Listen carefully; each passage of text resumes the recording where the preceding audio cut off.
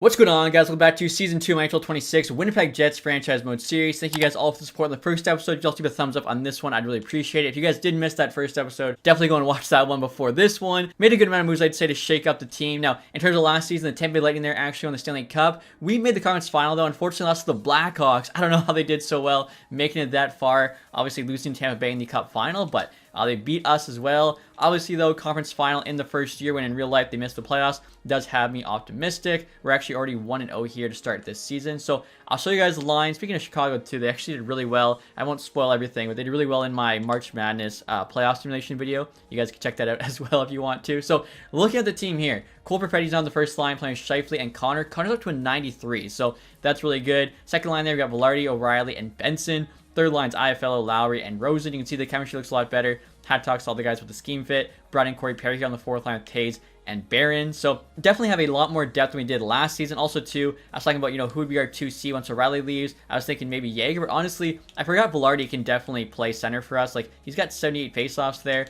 Rosen then goes to right wing. This, of course, assuming Rosen gets to at least an 85. I feel like that'll be the option for next season, but for now, O'Reilly, I think, does fit there quite nicely. Defensively, Morrissey, also a 93. Play with DeMello, get a +4. Pionk there, Sandberg running out the top four. We got Alphonse Frey here, actually went up to an 83. I mentioned last episode, he was like a 75, maybe even 74 to start the season. Then, 1 year later, 83 overall. So crazy growth. I'm really hoping that continues. We also brought in Radko Gudas there, bottom pairing. Obviously brings that physicality. Really good chemistry, too, for the defense. Goaltending-wise, Hellebuck starting, Comrie backing him up. I saw somebody asking, why I'm keeping Hellebuck, why I kept Shesterkin, when I usually, say goalies don't matter. And the reason is, Shesterkin had an 8-year full NMC. Connor Hellebuck here had a full NMC, I think, the first few seasons. Then it's supposed to go down to a 10-team no trade. I actually I found a little bug there. We have a 1-team no trade for a few seasons, so we'll have to fix that. But also, too, I always have a low-rated goalie. I figured why not try and win with an elite, franchise goalie. We did it with the Rangers, trying to do it now with Winnipeg. In terms of the power play, guys, I think that first unit there looks really solid. They get a +5. Second unit as well, not too bad. I'm actually giving Alphonse Frey here a chance on power play, too, just because we have so many, more defensive forwards don't really need to be there. Foreman power play 1, also a +5. In terms of the PK, O'Reilly, Iaffello, Sandberg, DeMello is pretty nuts. Like, I think everybody on this, almost. O'Reilly, they're 88 D-awareness. I was going to say, I thought they all had 90+ D-awareness. O'Reilly being the worst, though, I mean, that's a good spot to be. Even PK2, you got Taves, Lowry.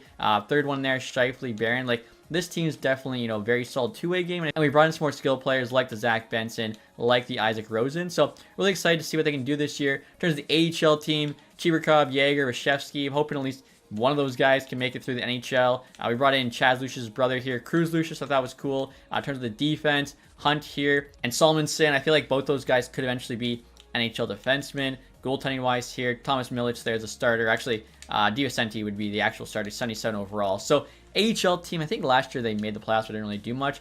Probably expecting, more of the same this time around. In terms of the ratings for this team, guys, we've got 88 offense, 93 defense, and 93 goaltending. So definitely, like I said, more of a defensive team. We'll see if that's a recipe to win a Stanley Cup. And real quick, guys, I want to thank the sponsor of today's video, the Simulation Hockey League. If you guys are a fan of Be a Pro or franchise, I think you'd really be interested in this. The SHL allows you to create your dream pro hockey player and customize their attributes and play style, all within their easy-to-use portal. You'll actually be drafted live on stream by one of 16 junior teams who have a chance to compete for the junior championship. Afterwards, you'll be drafted by one of 24 SHL teams for a chance to compete for the Challenger Cup, which of course is their version of the Stanley Cup. And you can even earn in-game money for your player, of course, via your player contract, but you can also do things like community tasks or even creating graphics and articles. And through these tasks, you'd also earn points to upgrade your pro's attributes, helping to turn him into the next SHL Hall of Famer. And on the site, you'll be able to catch up on game results as well as player stats, even advanced stats, and they also have the ability to actually watch games live, even sometimes with commentary. So if this sounds like something you guys would be interested in, you can join the SHL today with other fellow hockey enthusiasts by clicking the link in the description box below. Now, guys, let's get back to the video. Also, too, guys, in terms of contract extensions, I'm really hoping we have a good season as everyone's actually locked up, not just this year, but next year as well. Only a few guys, honestly, even after that, need new contracts. So, like, we do really good. We're bringing pretty much everyone back again. O'Reilly's probably gone, but kind of already know what we're going to do in terms of that. Rosen comes up, and we'll probably have one of the young guys, like, Jaeger or whatever, on that third line. Gudas, Barron, I don't even know if I want to keep them. Same with Taves, Perry, they're just so old at this point. Goaltending, no one needs extension. In terms of the system, though, talking about, Salmonson there, do want to extend him. 22.79, 1 year, 800K, not too bad. 2 years, even 3 years. I feel like he definitely could get good. So, yeah, if we can give like $1 million for 3 years, we can bury that full thing. I feel like, you know, pretty much no risk and high reward if he actually does turn into a player for us. And wow, look at that. We just beat the Red Wings 9-2. Okay, so hopefully that's a good sign of what's going to happen this season. We just made Solomon an offer. Ottawa offering us 2 6th-round picks. I wonder what would actually happen if you traded a guy mid, like, contract offer. Could he, like, accept it on the new team? Obviously, not in real life. But I wonder if that's, like, a glitch that could happen in-game. Someone's in there digs out the offer, so like I said, I think that's a really good contract. All right, guys, we're at the end of December now with a record of 22-9-3. So the team is looking really good. First place in the Central Division. We're tied with the Golden Knights, first in the West. And that's actually tied with the Penguins, and the Golden Knights are first in the NHL. So hopefully they can keep this up. AHL team, pretty similar record, 29-3. But they're third place in their division. The Griffins are actually first based on point percentage. So we'll see how both teams do. Obviously, very good start. And now Vander King getting offered to us by the Pittsburgh Penguins. Obviously, started his career in, I was going to say Winnipeg, but actually Atlanta. Don't need him, though, so we're going to say no to that one, especially on a 2-year deal. And we're now the deadline, guys. I feel like our record's even better. 40-15-6. So we're still first place in the division. 86 points already. I mean, we're probably like 5 wins away now from a playoff spot, maybe less. We're first place in the West, and we're I thought we were first place in the NHL. The Penguins have 91 points. What is Kyle Dubas doing over there? I mean, Sid, Malkin, and Letang aren't getting any younger. That is honestly super impressive. So I'll get to the deadline. Actually, should check AHL team. 31-15-6, second in their division. And the current leading scorer there is Cheevercott with 37 points. In the NHL, Kyle Connor's got 75 already. Josh Morrissey, though, 77. So definitely utilizing him the right way. Alphon Frey there, 15. Bottom pairing D, second power play. That's not too bad. I'd like to see Connor Hellebuyck's stats, but it actually has Comrie as the next game starter. So we'll have to take a look once we get to the deadline. Hopefully, though, giving us better numbers than last year. I showed you guys last year was literally his worst season as a starting goalie in the NHL. So I would say they're doing so well. I would be full-out buyer. Like, if we can get a really big piece for a prospect, I'd be willing to make that move. Boone Jenner, though, the top player. He's up to an 87 overall. 4 years, $86.8 million. I don't really want. Adam Pelech there. If our defense wasn't already set, I don't really think there's any room for him, honestly. Noah Cates, how do you get to 86? That's impressive. 3 years at $4 million. Brady Shea again. We had a chance to get him last season, didn't want him. Mason Marchment there. Victor Olofsson, Justin Falk, Patty Laine. I did see somebody say bring back to Winnipeg. I mean, if we do lose Ryan O'Reilly next year, Laine could be third line right wing. 5 years left at just under $5 million. It's kind of a lot for the guy. He's 28, pays until he's 33. It's not a terrible deal, though, especially you put him on our second power play, because right now, Frey not really doing the most. I'll see what the cost would be here for Patrick Laine, bringing him back to Winnipeg. Obviously, second overall pick behind Matthews back in 2016. Still has a great shot there, 4.5. Rest of his stats aren't the best. I guess puck skills actually not a great passer. He's got, you know, decent everything else. So this is something we could look to do. I don't know, 8 goals, 21 assists. Patrick Laine should definitely be more of a scorer. I know too, like his shot pass, you know, slider would be more to the shot side. So this is interesting. Maybe they have him playing with like a better scorer. So we'll try and make this happen. Obviously, I'm not going to go crazy here. This year's draft, we got a first, and then we just got a bunch of late picks. I don't really think Laine is worth a first-round pick either. In terms of goaltenders, we did draft a couple of guys. Borchev, medium starter. I mean, do we like the high fringe more? Maybe. He's got less value, but he's actually probably got a better chance to be a high-rated goalie. We're also probably going to run Connor Hellebuyck for a long time, so we don't have to get a goalie for a while. What about that goalie and a second-round pick next year? That actually might be too much. That goalie, we don't have a third. Actually, never mind. The third-round pick didn't look like enough. So a second-rounder in Borchev or Patrick Laine, I don't hate this at all. Gives us just a bit more scoring here if we do this. IFLO probably on the fourth line, and Perry scratched, I'm guessing. Nashville says yes. Okay, so big time trade there. We still have 1.1 million in cap space. And I gotta go shout out, guys, to YK Sinvolta. I hope I said his name right. He was the one asking me to get Laine. I was curious too. So this year he's kind of doing meh, you know, 29 points, 60 games. Last year though, with Montreal, 54 points, 21 goals. So again, you know, hopefully he can get going here on our team. And now Corey Perry here, I'm most likely gonna have scratched. He's got 9 goals, 4 assists, a -2. I think that'll be okay. Barron, 3 goals, 7 assists, +1. So Perry actually has a few more points, and that's with Barron playing PK, but Barron does have the better plus-minus, not taking as many penalty minutes. I think he's probably, you know, the better choice. And now Isaac Rosen here, not doing as good as I'd hoped. 6 goals and 15 assists, playing third line, second power play, -22. So looking at that, I think it's good to switch up the third line here, bringing in Laine. Also, in terms of Hellebuyck, you can see he's actually giving us elite numbers this season, 913 so far. Hopefully, he keeps playing well. And so the trade deadline's now over, guys. Just made the one trade there for Line. Even though we're doing well, we do have limited cap space to work with. So, hopefully I don't regret going harder here, trying to, get another player. Obviously, last year we made the conference final. I feel like we're better this year, and we have Line now. Why can't we make the cup final? So, look around the league. Nick Foligno goes to the Devils. Ethan Gauthier there to the Canucks. Fabro to the Flyers. Let's see, a lot of picks being moved. David Perron to the Islanders. More picks, basically. We got Haig to the Kraken. Niederreiter there to the Devils. Obviously started out on our team. Adam Valentini there to the Sabres. I was a fan of his at Michigan's this year. I'm really curious to see if he'll end up being like a late first rounder. I think most people have him being a second round pick. Our trade for Line there. Nick Jensen to the Ducks. And then Logan Stanley to the Canadiens. That's pretty much it. And so you guys can see Patrik Laine back on the Winnipeg Jets. It definitely looks good. I actually got a Patrik Laine Winnipeg Jets jersey, so I'm definitely, happy to see him back on the team. Hopefully, that is, a good sign of things to come here. So I'll show you where we put him in the lineup. Like I said, want to switch up that third line. So he's playing there with Lowry and Rosen. Rosen, of course, solid playmaker, 90 passing. Lowry's the two-way forward in the middle. I think this could be a really good mix. Also, too, Zach Benson's down 89 with 3 X factors. So growing a ton already. 16 goals, 25 assists. I was thinking about maybe putting him on the first line. We would get a +5. Second line, we get nothing. But for Fetty here, 12 goals, 39 assists. So alre's doing really well. Scheifele already has 50 assists. Connor, who's almost got 50 goals there. I don't think they'll be breaking up that first line. They're doing too well. And then the fourth line there, we now have Iafella, who's obviously too good for the fourth line, but he's fine to play there for the rest of this season. When we lose O'Reilly, he'll be back on the third line. And then he's got Taves and Barron there, of course, on his line. No change to the defense. No change to power play 1. Power play 2, though, we do have Laine on. He's also on the second foreman, which I think gave a chemistry boost. Like I said, hopefully Laine coming home here gives this team a boost. Also, too, in terms of the AHL team, I think they're the exact same, which means they should continue to play well. And like I said, really excited to see how Laine does with his old team. And now this is tough to see, guys. The Red Wings just fired Todd McClellan. I wonder in your life, like, if next year doesn't go too well, could this happen? And so at the end of the season now, guys, record here, 56, 18, and 8. Unreal season, 120 points.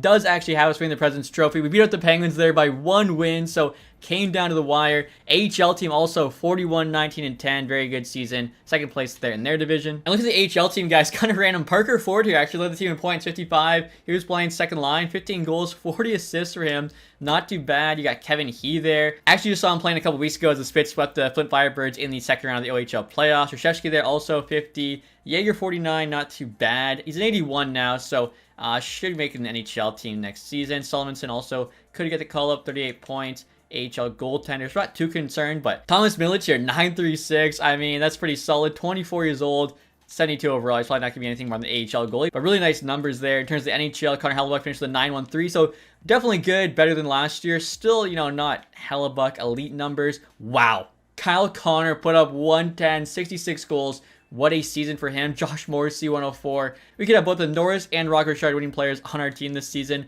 Scheifele there, 93, so back to looking like himself. Ryan O'Reilly at 80. I did not realize. Wow. I didn't realize he was doing that good. Oh my goodness. Last year, the Preds, 61.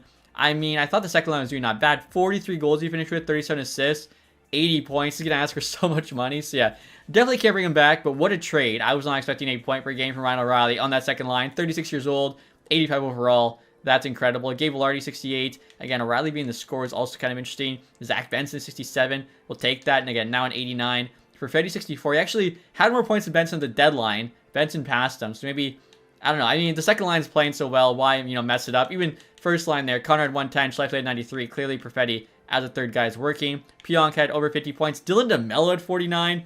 Again, this is with, Sarandon scoring and Sean see both at high, but I'd still think that's crazy for him.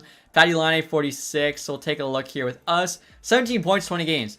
Patrik Laine looking like himself. He had almost more goals and assists.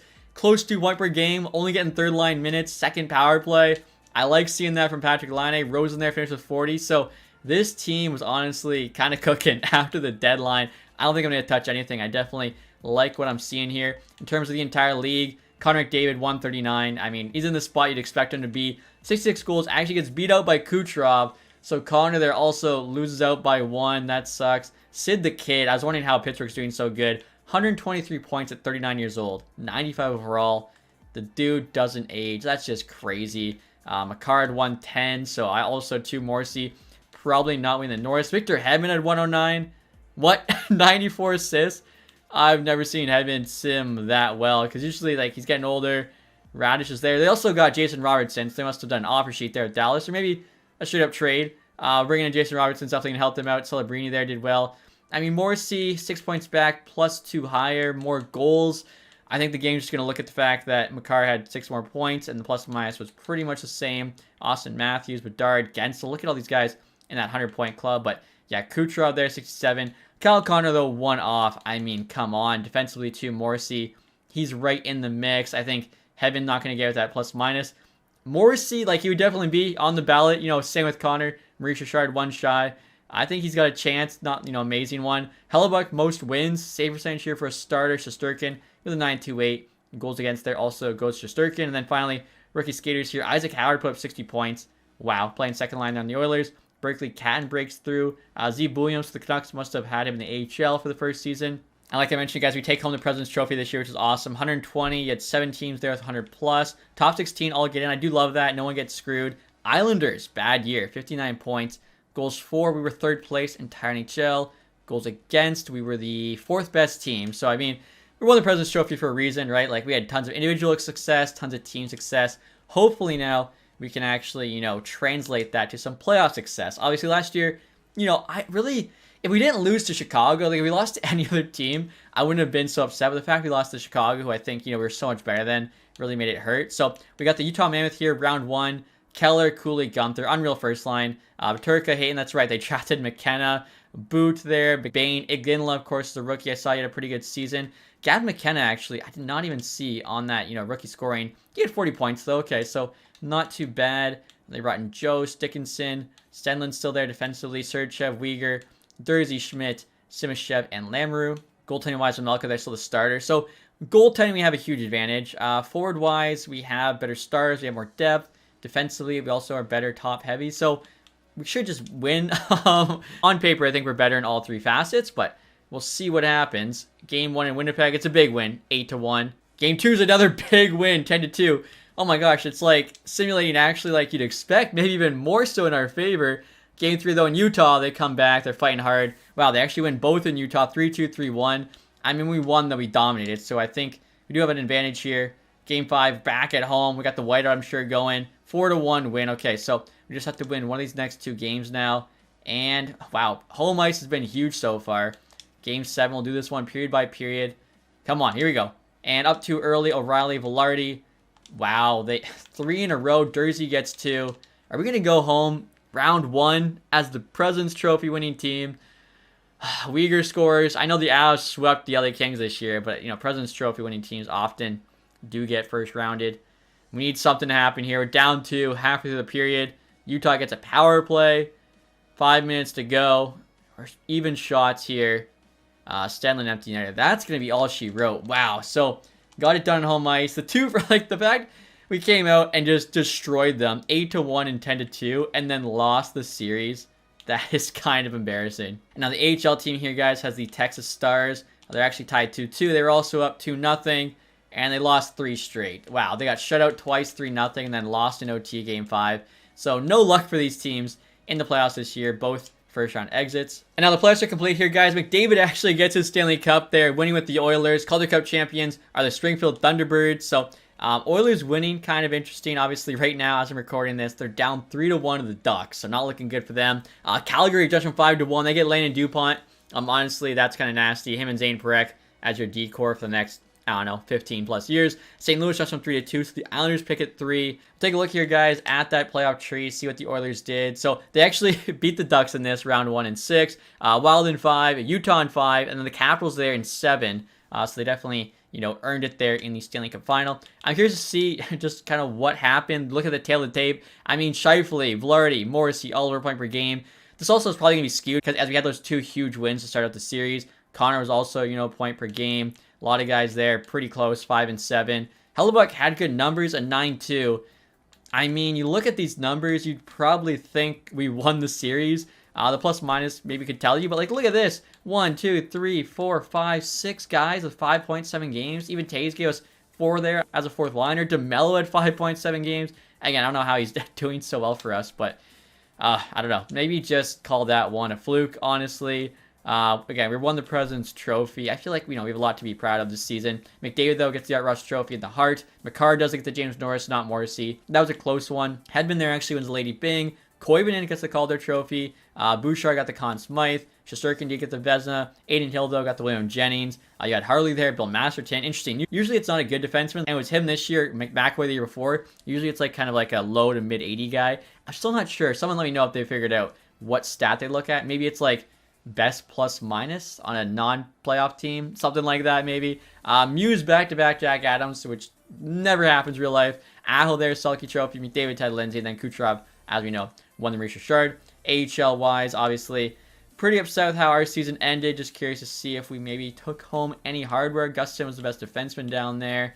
Berggren, MVP of the playoffs with the Thunderbirds. He's a guy I'd obviously hoped for more from. Hate sportsmanship. And there we go. We actually did get one award. DiVicenti and Thomas Milic as a tandem there had the lowest goals against in the AHL. So we do get something. And next year, guys, looking at retired players. I feel like there's a good chance Jonathan Toews calls it quits. Kopitar does retire. He should have retired last year. Like, we lowered his potential at the time, but he still continued to play. He was 69 overall. Erik Karlsson retires at 37. Was still an 89. Was still producing. He still had one more year at $10 million. I think in real life, he's playing out that contract for sure. Ryan Suter there, Nick Foligno, Lars Eller. Okay, no, Jonathan Toews not retiring, so probably bring him back to fourth liner. Again, he's from Winnipeg. It would be cool to, win the cup there with his hometown team. And so we're at the draft now, guys. Hopefully our scouts, did a little bit better this year. And so looking at here, guys, obviously DuPont going first. They got Joseph second. And right here you can see just a ton of medium elites. In real life, it could be Privalov going third, or even Jacobson, I think, if he has a big season again in the WHL. Now, looking at gems, we got a low elite there. Going to be like a fifth rounder. Polish center, okay. Don't mind that. Guaranteed potential. This is where our, scouts got to cook. Brock Cripps, I think he's high top four, so that's really nothing special. This guy, if he is medium elite, I mean, let's see. NHL ETA 1 year, he could be early second. All right, this goalie, good chance, especially just, random American going the fifth round. Those are the goalies that end up being medium elite more often than not.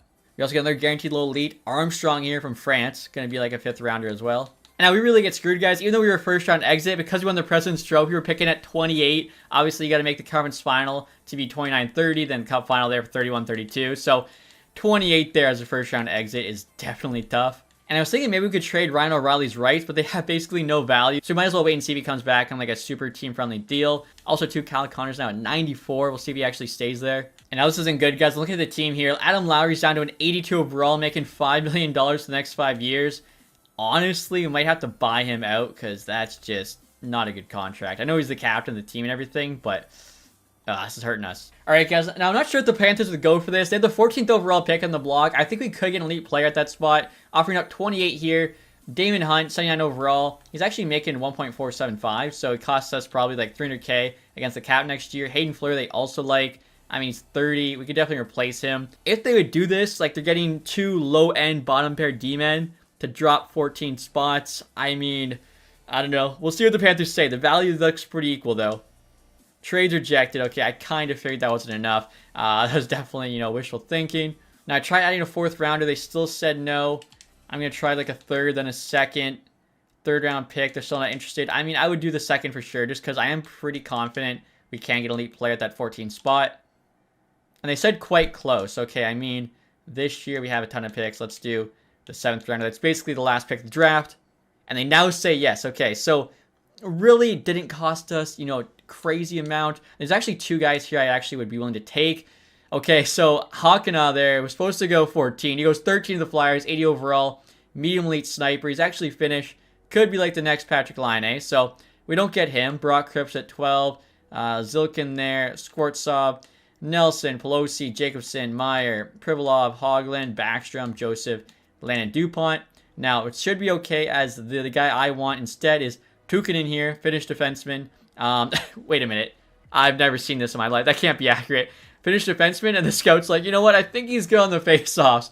I mean, there's got to be at least some logic where we know the guy's not an absolute idiot. But anyways, I think this guy's going to be elite. Even if he's like a 78, we can definitely, wait for him to make the jump. And he is elite. Let's go. 81 overall. He's actually higher than Hakana. Defensive defenseman there. Does not have the face-off X factor. He does have 2 though, right out of the draft. Stick him up and no contest. He's also an 81. So, wow. Yeah, he actually can make the NHL team right away. Maybe Salmonson here we actually move on from because at this point, we don't really need them. And now look at this, guys. The Ducks actually have 2 picks early in the second round, pick 2, pick 3. So I'm going to try and get their first of their 2, basically jump in front of them so we can get that one guy who I think could be medium elite. And now that we have Tukinen on the team, like I was saying, you look at this defense, you go Morrissey, Pionk, Sandberg, DeMello, that's your top 4. Frey, Tukinen in the bottom pair now for next season.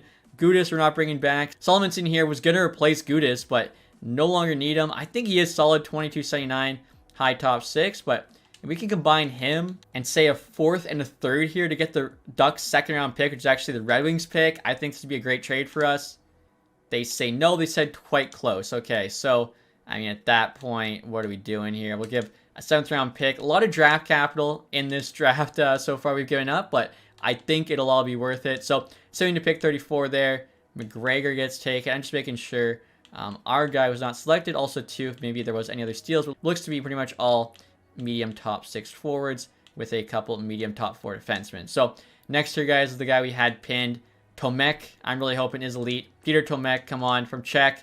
And he is a medium top 6. All right, so gave up quite a bit there to go from a high top 6 defenseman to a medium top 6 center, but I think it was worth the risk, especially since our defense is pretty well set now. And now next year, guys, trying to trade Morgan Barron, signing rights, essentially, with a 6th round pick to the Islanders for a 5th. They say no. Okay. We'll try throwing this Lopinen guy. Only a 69 at 21. I feel like, he probably won't end up being a player for us. They say yes now. We actually even might have overpaid slightly, but basically this is just trying to get some of the more guys I have pinned. So that's the first pick there in the 5th round. Hull here, guaranteed low elite from Poland. And he's a 58 overall. A little bit lower rated, but low elites sometimes will randomly just spike like 10 overall in the summer. Now, next year, guys, trying to get trade the Kraken, offering up a 5th and 7th round pick. With their 2 5ths, both are higher than ours, plus signing rights to Gudis, and then Trey Ball here we just drafted last season, high fringe starter goalie. DiVicenti is also high fringe. He's 11 overall higher, only a few years older. We'll see what they say to this one. Definitely kind of a weird trade. And they say yes. Okay, so that worked out well. I wasn't sure. We're kind of just giving them some scraps there, but they're also thinking probably they're giving us scraps back. Luckily, we believe in our scouts. Oh my god, I didn't expect this. We got Danny Heatley. We got 1507, the legend himself, ready to get drafted here. Oh my goodness. Now, he's a Swiss defenseman, so he's not quite the right thing. We have no reports on him. I have a National League scout too. Now, these are the 2 guys I was going to take. I guess we could take Danny Heatley still and then probably just trade back with someone else. We got to do it, right? Danny Heatley here, and he's a 61 low top 6. I mean, that was worth it, though, just to, get the legend or the reincarnation of the legend on our team. So, next year we'll take William Armstrong, and he's a low elite sniper. That's not bad. And now for the Leafs, guys, they have their 5th rounder on the block. Just going to trade them ours next year. They say yes. Doesn't give us as many picks next year. I think we have like a 167. Definitely, like I said, gave up, more draft capital probably than I wanted to. Are you kidding me? Our guy was supposed to go 152. I go to 147, and he's gone. Also, this might be the best thing I've ever seen in hockey, guys. This is a real player. Aiden across the mountain, plays for Lethbridge. What a name. Oh, my goodness. I'm still trying to find, is Dunham the guy we had pinned? I think he was. So, wow. The mountain there, what a name. Bunch of AHL players getting taken. Now, since our guy is gone, I'm just going to see if the Islanders want to give us their 5th rounder next year. They were still, oh, wow, they do. I was going to say they were last place this year, so I'm not sure if they would do it, but they did. So we kind of, actually won that one. We moved from our 5th rounder next year to theirs, even though it took a couple trades. So overall, a pretty fun draft. Again, I got Heatley there. The Mountain almost took him. No one too crazy. But I guess we did get that elite defenseman, though, first round, which was pretty awesome. And we have a chance to re-sign our Neil here, guys. A+ overall. The coach influence there is still B. It's about to be a B+, though. And everything else is A+, other than offense is an A. I mean, we won the President's Trophy. I don't think we can put it on him. I think he's been fine. That's 2 President's Trophies now. 89% team fit's also ridiculous. I don't think we want to throw that away. So, just going to re-sign him. This is why you have owner mode turned off. I don't know when he would ask for 7.5 after a first round exit. That'd be ballsy. I know he won the President's Trophy, but that'd be ballsy. And so, as the resign phase here, guys, as you can see at the bottom there, we have almost $9 million. Now, next season, Josh Morris, he needs a new contract. That's definitely going to cost us, I'm thinking, 13, 14 million bucks. Ryan O'Reilly, of course, pending UFA. I said if he was the right price, I would bring him back. Like, he was a point per game, playing top PK. 1 year, 6.3 for him. It's honestly, that's kind of the right price. That's super fair ask. Let's see. How low can we make it where it's still, like, quite interested? 5 points. I don't know. We're probably not trading him, right? But There's a chance we would. So let's do this like, I don't know, 75%. Like I said, he's probably not being traded unless we like somehow fell off a cliff.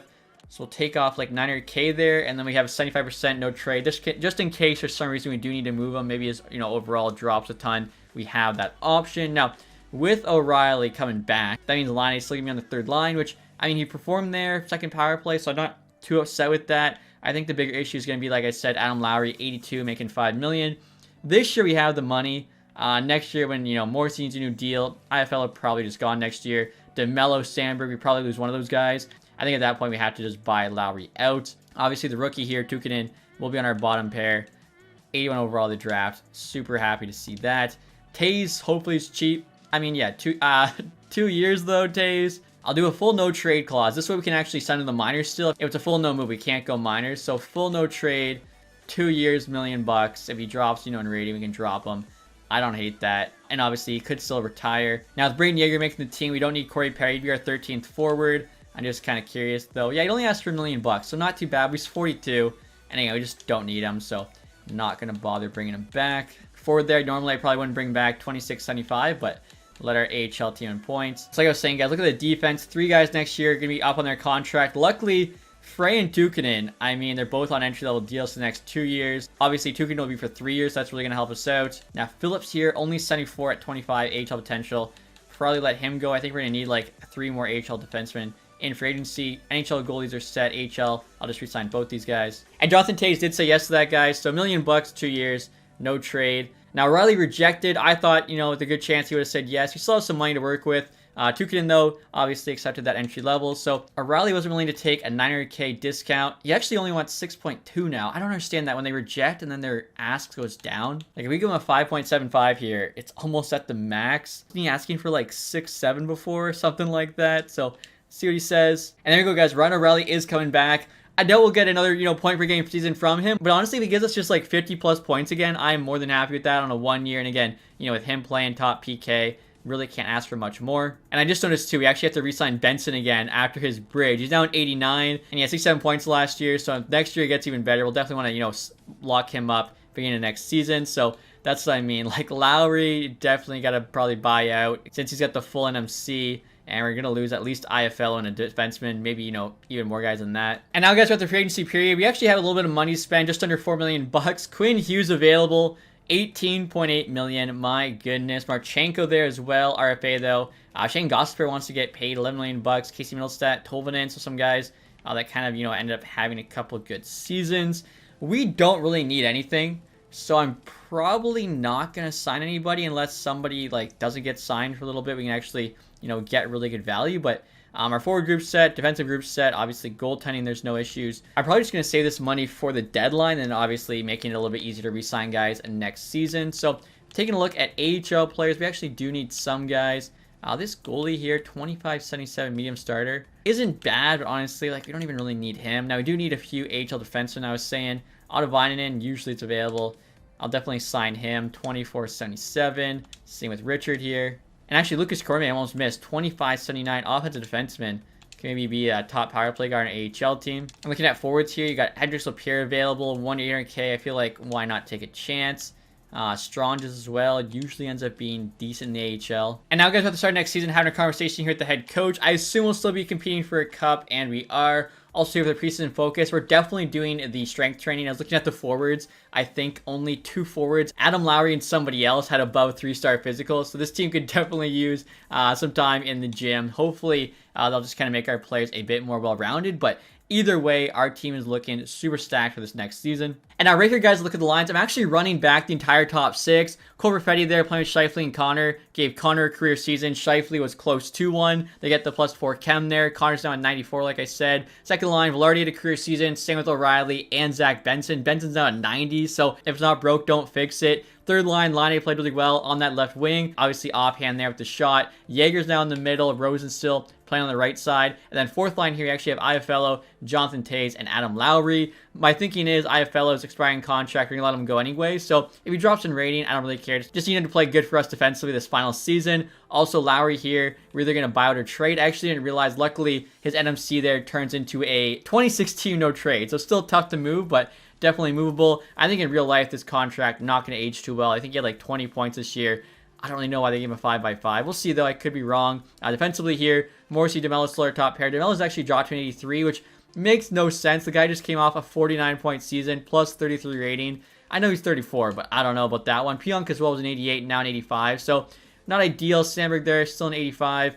You know, might make it cheaper to re-sign some of these guys for their dropped rating. Alphon Frey there's down 84. Tukin, of course, didn't change. So, I think the top 6D looks really good. Goaltending here, Hellebuck's actually a 96 now, which is crazy. You don't usually see a 96 overall goaltender in franchise. So, I mean, if he can keep playing well, he's 34. I don't see how he could keep going up in rating, but this is the highest rated goalie I've ever had in franchise. I don't think I've ever had a 95. If a 96 overall goalie can't be an X factor and, you know, give us some crazy numbers, like I said, then what is the point? AHL-wise, Sean's on the top line with LaPierre and Chibrikov. You got Reshevsky there. Ford, of course, had a good season. Barlow, Julian, Nehring, Levis, Zilkin, and Walton. His brother's actually on the Spitz, which is kind of cool. Defensively here, this is actually Richard, not Richard. I didn't realize Guillaume Richard there. Playing with Cormier, Ottavainen, Boumediene, Biber there, and Fegaras. Actually a pretty solid AHL defensive core. And then DiVicenti's there with Milic is still the goalie tandem in the AHL. So both teams looking good. NHL team, I'm really excited. Like, they won the President's Trophy, and I feel like we're bringing back most of the guys. With essentially Jaeger coming in for Barron, also, you know, Hellebuck now being a 96, we should just be an even better team. Also, I think, like I said, that physical boost should actually really help us out. Now, in terms of ratings, guys, for next season, we've got 92 offense, 89 defense. No, the defense is actually lower now with a 95 goaltending. So, hopefully, the third year is our year. If you guys enjoyed this one, leave that thumbs up, subscribe if you haven't. Thank you guys so much for watching. Have a nice day. Goodbye.